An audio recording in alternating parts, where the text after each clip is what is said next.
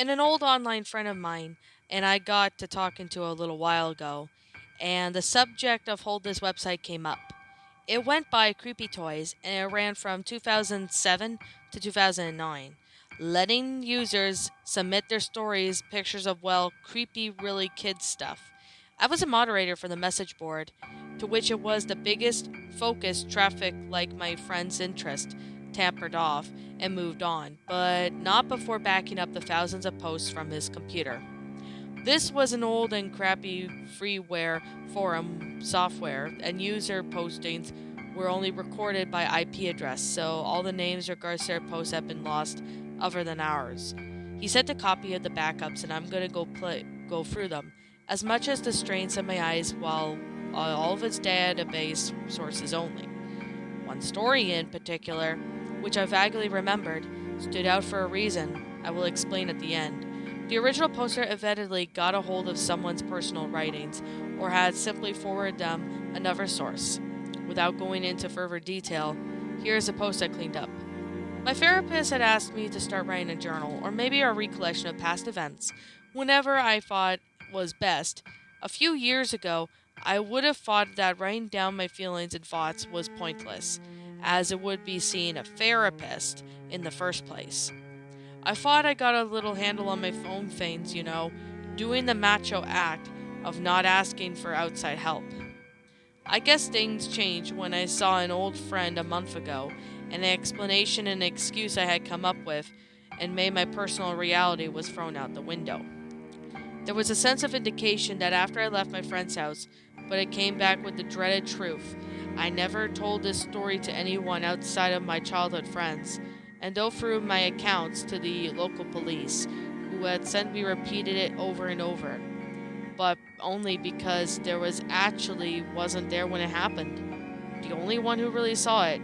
I never really liked talking about it myself, but Dr. Strauss said that I would do so will be cathartic and a release that I needed to have any chances of further progression. Before I started my sessions, I would never be bothered, as it would only recently that I put things together and accepted the facts that day. It was 15 years ago, and it was the late summer of 1998, and I had just graduated middle school and was glad to be getting out of that hellhole. There were a few of my friends. We didn't go to the same school. We were in the same grade, but we all lived in the same neighborhood. It was a nice place, not far from the waters port and harbors in Pensacola, Florida, a city tucked underneath the northwest of the state, right by Alabama and the Georgia borders. As you might imagine, summer was hot and muggy, and the town didn't have any too many attractions for us kids, so we spent a lot of our times playing video games or going outside to look for something to do, often inventing sports or stupid brutish games. We're a couple of six group of boys when we all got together. Our parents all knew each other for the most part, and despite a few rivalries and some fights amongst us over the years, we got along pretty well, all growing up within a mile of another. I didn't want to say too much about them, because we've all broken apart over the years, and I don't know where we all ended up, or how we've dealt with what happened. The last thing I wanted to do is to have the story go somewhere out to the public and get big or something. And when the reporter goes out tracking us down, opening up the old wounds that thought of us might have healed by now.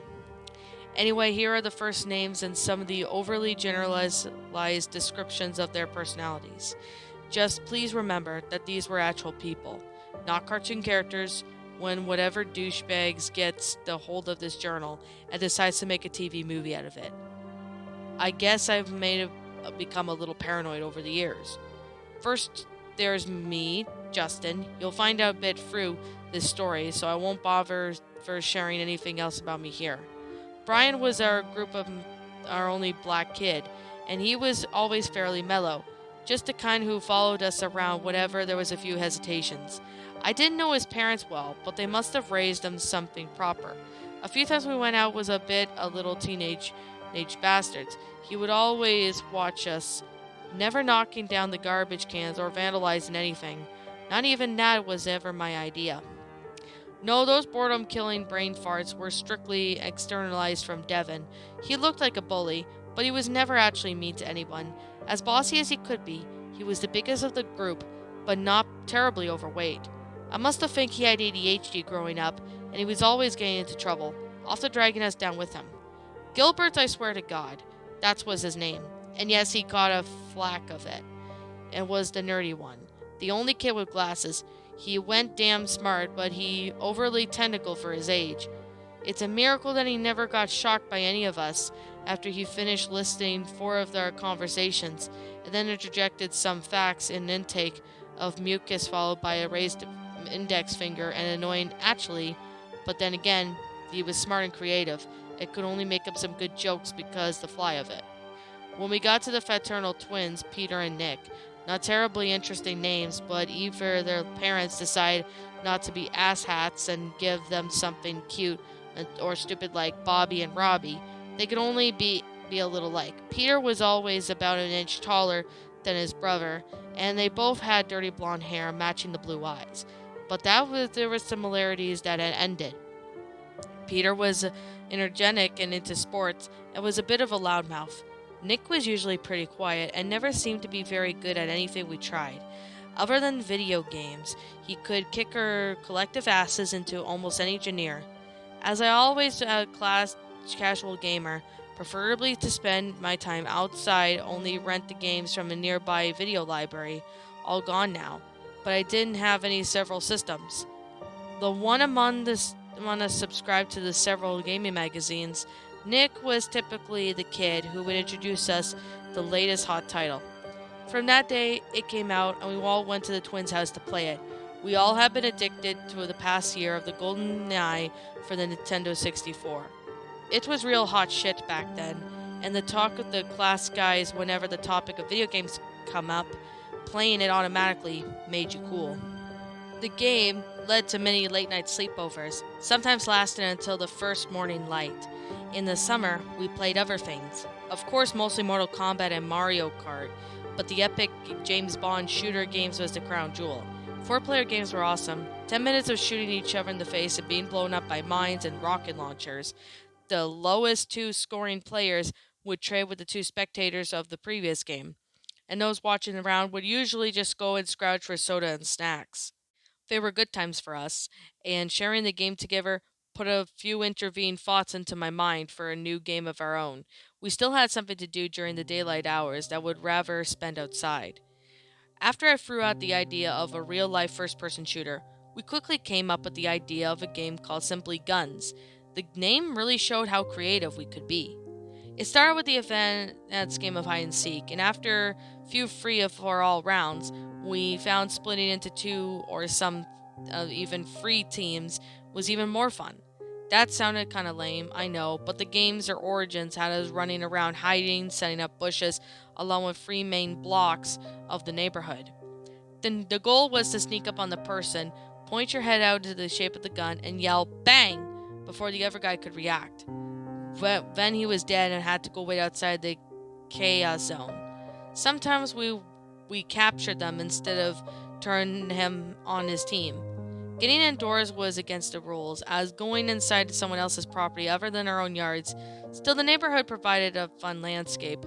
Cars, fences, trees, and bushes all became barricades. Sometimes we even climbed over the branches to hide, waiting for our prey to get close. Since you could contest a distant hit and a miss as you get closer, you could fire, the more likely the other kid is to admit their death, and hiding was more important than sneaking around. The back of the Brain's dad pickup truck was a practically good place to hide. Many lives climbed and claimed in his driveway. To keep things fresh, the game evolved quickly. Walkie-talkies were soon used to let the teams separate and compete in complete communication with one another. We made up some pretend weapons just like we had with the pistols, like long-range arm rifle and an invisible rapid-fire machine gun. But the drawing on us was ridiculous, as especially how it looked. Especially by passerby, jogger, or dog walker, the civilians we shared the neighborhood with. So we started trying out other guns, but nothing really worked quite as well as our simple phantom weapons. Water guns were nice toys on hot days, but once we tried out water balloons as grenades, if the splash hit you, you were dead. But the range was of course poor, and if you forgot to pump it, you would just end up with a sad trickle of water that didn't reach your target. After they'd spray you back, and amid a laugh or two, it was kind of cooling finding the sources of the water that around the blocks for refills, although ammo caches. The one time we tried the Nerf guns ended up resounding failure. Not only was their range also poor, but we have lost a half of the darts we fired. Like water guns, they were toys meant for running around like an idiot in the backyard. That wasn't what we wanted. We liked the thrill of the hunt and the team play and the ambushes. The double crosses, the crushing defeat, the strategy. We had our perfect game somehow, with something better. I mean, I should mention that Nick and I took the whole thing a little seriously than the others. If having Gilbert on your team gave you the strategist, Devin provided you with the fearless berserker. Brian, a patient soldier who could be hide for a long periods of time, and Peter, you jack of trades grunt, and then Nick and I, who were the average at best, wanted a different role. We were the game masters, and we set the rules, and we began to map out the entire levels within our neighborhood, complete with boundaries. A few times we even had hidden a few flags around that held and gave you power ups like second life or 10 seconds of invisibility once you held it up and declare it, letting someone slip past enemy fire unharmed. Guns filled up of our summer, and it was like the programmers and beta testers that virtually reality of the game, but it still lacked solid of the set of armament. We didn't even get too technical and introduce things like we having to reload, but we did want something that had long, precise range that could not only bring out the individual skills, but also get rid of the time wasting "Nuh-uh, you didn't hit me" arguments resulting from fired invisible bang bullets. On my birthday, we had made a reservation for the fun center where I sometimes play mini golf with my parents. It was a pretty cool game with arcade machines, prizes, and even a go-kart track. I think a lot of the kids have grown up near frequented similar venues. Last time I was there, I realized they had a laser tag arena. That was something we had to try. I also investigated the paintball by this point, but I figured that we were a bit young for it, and I didn't like the idea of having some boring backwoods to play in, yet or strapping all that gear. I also feared that the pain would soon come from being hit. Although I'm pretty sure my stupid childish fear was aggravated, of course, on top of that, you had to pay to play. We liked our freedom to play however long we wanted in our neighborhood, as our crappy gear was. But I figured laser tag was worth a try, but it wasn't that costly. I walked out of our 15-minute session disappointment. It wasn't terrible by any means, but I expected much more. The indoor arena was made up of crappy plywood forts that was lit up with black lights and glowing star stickers. The obnoxiously loud technical music was really removed the element of strategy, since we couldn't hear ourselves talk, much less listen to our enemies' footsteps in this small arena. Still, it did introduce me to the laser guns. The few times everyone managed to score a hit, their vests lit up and buzzed loudly. The guns even made realistic sounds that we felt. In the reel of our young teenage hands, we may have spent most of our time in the chamber, running around like idiots trying to learn how to play. But my heart was still pumping through the game. It was most awesome just how accurate the feints were, and every idea of shooting invisible light was at a target across the room and hitting them instantly and assuredly. This was just mind blowingly cool for us. Now would be a good time to empathize that none of us were gun nuts. I don't think any of our parents even owned any anyway. Out of the six of us, only Gilbert, somewhat ironically, I guess you could call it, joined the military, though I don't think it was in the position that where he actually got to hold a weapon. It was just a phase for us, another cool thing that would have run its course eventually. However, long guns might have fulfilled our needs. We knew it was going to be fun while it lasted. I was the only kid. The five others had at least one sibling, and that meant I relied on my friends for human contact, and my parents spoiled me. Dad especially. I wasn't some needy little tool who had the newest thing and a lot of it. I could restrain myself. But it always seemed to be when I get the time that I did ask for something, my dad would give it to me in spades, like no expense was too great, and he was always eager to please. I wanted to pretty much set of laser guns to surprise the guys with. So one Friday night we headed out to Target to see what we could find, and it took some looking in the big old toy section. Since I wasn't sure what the aisles of guns would be, but sure enough, they had what I was looking for in stock. On the shelves were the black back wall, past the aisles with the micro machines. I miss those things. I used to collect them all the time as a kid. Was a brightly colored box with some stupid happy boys on it. One of them was holding an automatically oversized gun, and the other smiling idiotically as he was the shot in the back. I was really sold. The toys were called Laser Challenge, and they were expensive, maybe about $40 each. But Dad was happy that he earnestly excited about those things. I didn't even know they existed before we went looking. Figuring that the laser toy guns might have been restricted to places like the fun center, he bought 4 sets of each of us carrying up 2 boxes at the checkout. The problem was is that they only had 4 in stock, 4 groups of guns and vests and backpacks in total. He knew as well as I needed all these sets if all 6 of us would be playing. Dad found out about our game a lot not too long after we started, and Mom was a little worried that I was being a little irritated by the gun culture. Dad just laughed it off. Maybe that was just the way she was. Boys will be boys, right? And as long as I was outside getting exercise, they were both happy. I made my grievances known as we got back to the car, knowing that I was just stating the obvious. Dad promised that we could get another 2 sets, suggested that we could test them out first anyway, in a 4-player game, since he was nice enough to buy them for me in the first place, so I ended up agreeing with him. 2 of the boys would just have to sit out at our first few games, or maybe act as unarmed scouts or spies. But on the way home, we saw a local Goodwill store. My dad and I traded glances, knowing that what we were overthinking. Mom got some of her new dresses from the store, and Dad would bring home quirky little handmade things whenever he stopped by. But I never found much of an interest there, and I didn't like the feel or the idea of secondhand stuff. Despised that, but I knew it was a lot worth of look. Maybe they even had another set or two for cheap. I was late by then, near closing the time from what I remember, and the checkout lines were filled with shoppers, many of them with mothers with bored kids, their arms worn and faded of clothing, just for fun. I checked out the video game section first, but most of the games were still from the last generation, since they still weren't what I was here for anyway. I hurriedly guided my dad to the back where the used toys were, as I hated the smell there, and the one of mildew and dirty diapers, so I didn't want to stay long. We looked around for a bit, but the toys section was so small of its space was intruded upon old VCRs and crappy televisions playing Disney movies on a loop. It became obvious quickly that our search would be fruitless, but again I wasn't too disappointed. I was happy for what I had now.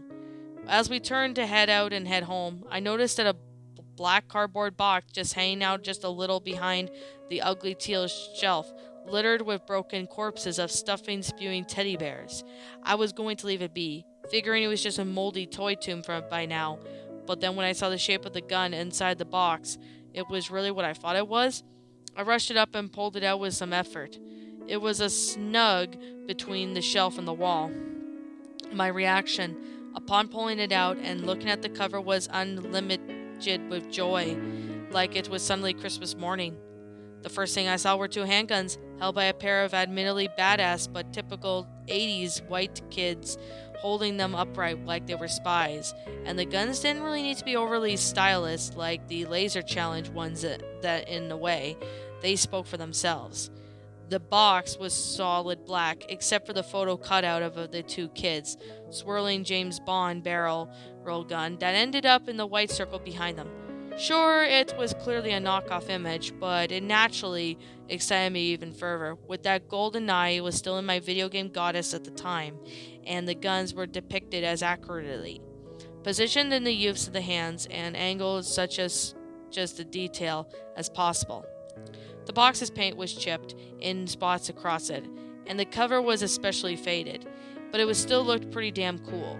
I wondered what lucky kids must have passed over the years years, judging by the looks of it. I had to guess it was quite old. And I was right. I saw the copyright year of 1980. The last digit had been replaced by a raw cardboard where the paint was completely gone. But the age of the product didn't bother me too much. I remember wondering even back then, that set of laser guns from 1980s must have been quite pioneering. These had to be one of the expensive one once.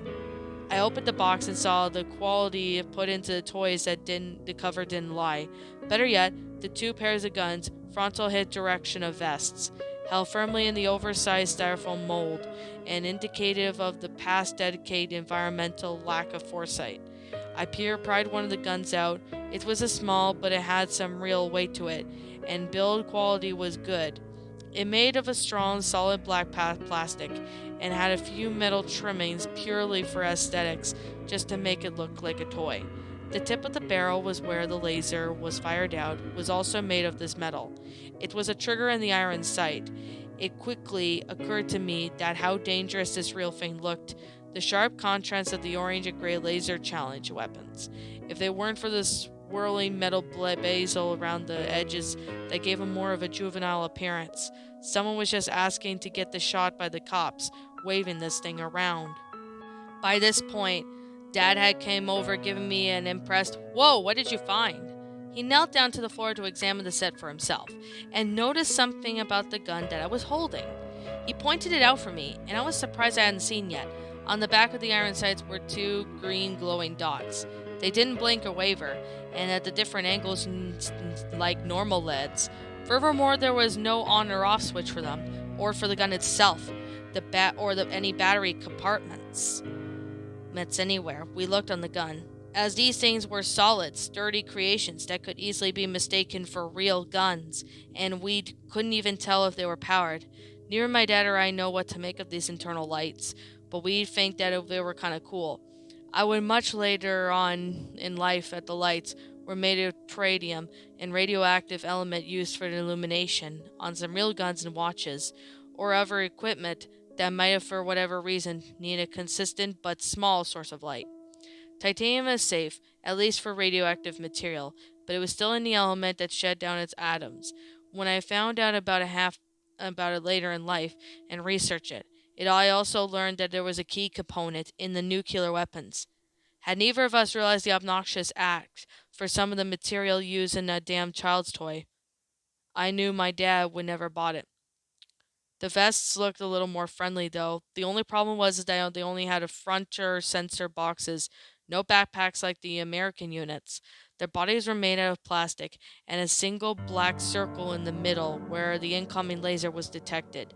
Four lever straps were then attached to the back of the device and held onto it with two metal buckets, which they were another sign of the toy's age.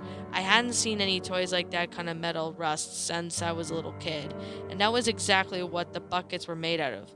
They withered onto ugly brown husks, and their metal components grinding against another, producing into dust. But that was the only parts of the entire set that hadn't aged well, and the rest of it was high quality, if not slightly creepy for that kind of old, strange industrial toy way.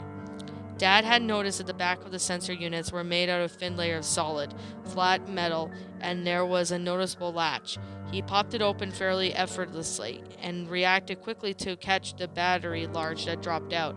It looked familiar, the 6-volt battery used on my dad's emergency flashlight, but it was solid blue. No wording at all, and the bulk described it differently. It was fatter and wider, like the kind of oversized battery I was used to. Inside the shell, I also noticed a small dial, but I didn't touch it just yet. My dad put the battery back in and closed the hatch, and he told me that he had a hunch that this thing wasn't made in America, and he saw the front cover. I flipped it over and noticed that something shouldn't have earlier. The words were even produced by name, but they weren't English. They were in the language I wasn't familiar with. Most alien to me, but my dad, older and wiser, identified as Arabic. I thought that it was strange since the box looked American. I was disappointed again, believing that the laser toy was from a different country would not work with the other sets, and I breathed out an audible sigh. My dad noticed it and quickly cheered me up a little again when he pointed out something in the box. It was poorly translated, but in English, in one corner where the humorous but promising words work with any type. Seeing on how much I liked the toy already, my dad told me to wait a moment. He left the store and came back a minute or two with one of the laser challenge pistols in his hand, flicked the switch on the foresight, sets sets the vests, making a black circle lit up with a mild monotone chime. A few dozen red LEDs were behind the clear plastic, though a few had burnt out. He gave out the toy pistol a test fire, your point blank, aiming straight for the hit zone. It worked much to my delight, and the vest let out a small digit buzz, and the fourth of its life disappear. After a second hit, and then fourth, it went dark. My dad figured as if something was out. We opened the hatch again, and he showed me something. The vest had a point system. The dial controlled how much damage a single hit could do. By turning the dial away to 4, single shot remove all the quadrants of the health circle, and that was a cool feature. But we always played with one hit kills. I knew this would be I'd be keeping all the way up, if it wasn't for our American sets option anyway. Now, the last thing I took was a note that was in the middle of the target circle, slightly bigger red dot, to which it was flathead. Unlike the dome tops like the other lights, the color was also a bit darker, as if it was wearing out, but both vests are identical to its regard, so I paid little to mind. We couldn't find any of the sheet of instructions anywhere, and my dad still had some hesitations. Although the system did seem to work fine, we tested out all the guns and vests, and my dad even went back to his car for a second time to fetch one of the cheap plastic hit boxes from the other sets. What looked like an orange traffic barricade lights with for sensors. Again, everything was cross compatible. It looked like it was done in a deal once the sound faded, the deal feeling price tag. It was $20 for the complete set. It seemed like a really good bargain. This is maybe where you expect the person ring on us of the object in question and say something cryptic, or give us a frightful, glad to have it out of the here look. But the old lady at the register was clearly tired and ready to go home. And another time she probably wouldn't have known anything about the toy in case. Dad paid for it while we went out of the store, just as it was closing. The next day, Saturday, I knew it would be awesome. When the gang got together in the twins' house after lunch, I revealed the sets, and they were excited of the whole idea of owning laser guns. The Foragin sets, and of course, took the spotlight over the regular American ones. Brian suggested that we do the same rock, paper, scissors to see who gets first to use them. But after a debate at the end, I claimed one of them, having to be one to find them. We had compensated that a bit of the Foragins didn't have any backpack units, making sneak attacks from the near impossible of its wearers. This would be a huge disadvantage to the others. So we just simply kept the American sets as we hit the packs inside. It was sort of lame being the only one to have an official hit on someone from the front side, which meant waiting for them to simply just turn around and actually kill them if you were stalking behind them. But we would have to deal with. Nick was a little offended at first. After I explained the reason that he would get the other, he usually died first and most often was a very lousy shot. Quite an accomplishment, considering the accuracy of imagined slugs, and but his brother Pete agreed with the handicap, and with that we were off for the day with team death matches around the neighborhood. Gil and Brian were in my team first time, and we kicked ass and with a solid score of 3-0. After that, I took Nick and Devin, both old sets on the single team. Devin got taken down, but Nick and I were untouched by a long-time range ambush that took place on the block curves. That was the indication that these days and the old sets were really off quality, or at least more powerful than the others. While Devin shot 3 or 4 times before he was hit, and none of them made impact on Peter, Brian, and Gil. But the guns that Nick and I had took in the entire enemy team right after the one after we took the second to our steady aim. After a third game, we realized that having two boys on the old sets on the team gave the team an unfair advantage in having skimmed the manual for American toys. I remember reading how the sunlight would interfere with the laser. That made sense, but it seemed like advertised for a 2,200 feet range was also a lie in place, as Gill reported that he would have had to get within 50 feet of land with his gray plastic gun. The black ones, however, We took a break to figure out the range by doing a few tests, having Brian being back about 10 feet until Peter's hits with my black gun were no longer register. They had to be clear across the block, some of the few hundred feet away, and even directed by the sunlight, until his vest stopped buzzing. We all thought once again it was just cool how feints were, but I was a bit unsettled. They felt almost too powerful, as if the industrial lasers embedded on the black guns that the kids would have no business playing with. What if we hit someone in the eye? But to the others, the pistol and basically had turned into sniper rifles. Sure, we still had to be accurate on long range, but we could land a hit from much further away than it seemed normal. The discovery of the Foragen's set's abilities changed to a game dynamic. Suddenly, Nick and I esteemed to be permanent squad leaders. We were specialists, meant to be feared. That was when Peter started asking me to switch up the gear with him. I told him I could have said tomorrow, but after a few more games, he started whining and bitching about it. At 3 o'clock, we broke a snack, soda, and water to replenish ourselves. We had played long and hard so far, and many people in our neighborhood took notice of our antics, but we were leaving having too much fun to even notice or care what they thought of us. Being a nice guy, I relented to tell Peter he could have had my set for the next round of games that would last until we called it an evening. He had the best aim, and the maniacal little grin spread across his face as he had no doubt that he'd be pulling off a miracle shots as non-professional as a professional sniper would. The thing was, though, is that Nick and I couldn't get the vest off. We tried everything, but the buckles were oddly configured little bastards.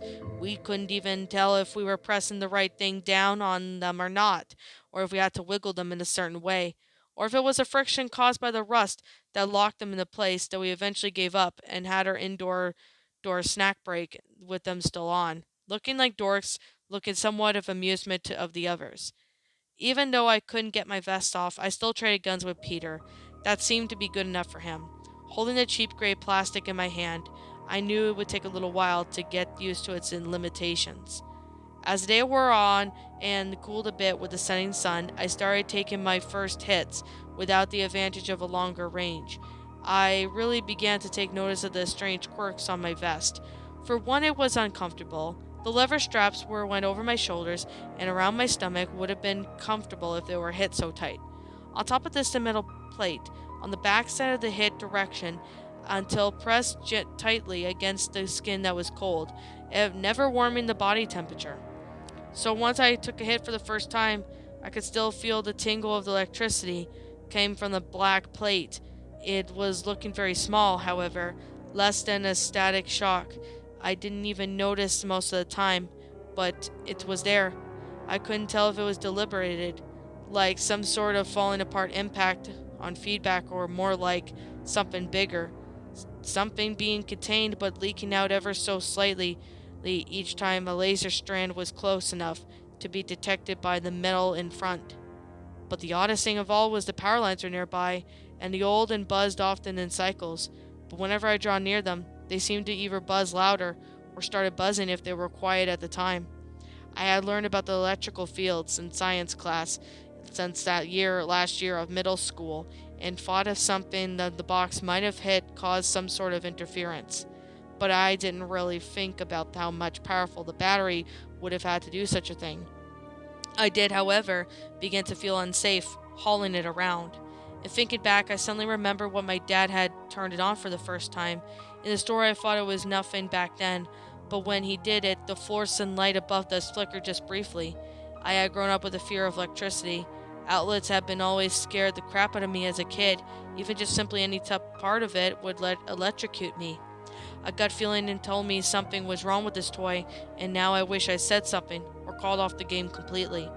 At the first game following the snacks, I let the other teams know about the black guns we got creamed. Peter then gave his brother Nick even the score. He even joined Devin and I after the 60-second countdown that we used to get our teams separated from one another. We had headed out, deciding to go on a patrol instead of making the base this time. And as Devin never liked to sit around and wait for the opposition to find us, Peter's team must have been taking a good job at hiding, because we couldn't find them after 2 sweeps of the block. We looked behind each of one of our houses, covered adjacent block, and still found no sign of them. It was a good idea to separate them a bit so it wasn't taken down in a single ambush, but I always hated breaking up completely and going on a patrol alone. But Peter and his sneaky bastard gang wanted to play things this way, so we had little no choice but to separate it and cover them more ground. I checked to make sure that Devin and Nick had their walkie-talkies set to proper channels so we can head our separate ways. Now alone and senses heightened, I could feel the beads on my sweat and forehead, hear the faint buzzing of the drooping power lines. It was quiet. The wind was still, and everyone else in the neighborhood had gone inside. Getting tired of the round, I started walking down the middle of the streets, putting myself in the open. If someone moved to take a shot at me, I might react in time and maybe not. It was, after all, it was just a game, and I was just growing impatient, wanting them to come out. I got my wish as soon as I walked down the empty street just in front of my house. Brian leapt out of the bushes and took aim at me and fired. I heard the buzz and then felt the tingle and looked down to see the red lights disappear. Proud of his kill, Brian smiled and walked over to me, despite being a bit pissed off that his team decided to hide like chickens in this round. I still fought off a little bit compliment to him, but never left my mouth. Just as he stepped in front of me, I heard a loud pop in the distance. It sounded electrical, like a transformer had just blown, but at the same time our two walkie-talkies let out a brief burst of static. Brian then looked around, expecting to see sparks raining down from a power pole or something. We waited for a few minutes, and still out in the open. Brian staying despite being on the opposing team. The pop had taken us out of the game, startled us. We even settled down again and got ready to part ways. Brian back into his hiding spot, and myself on the dead zone. But then, God, that horrible smell. I knew it was.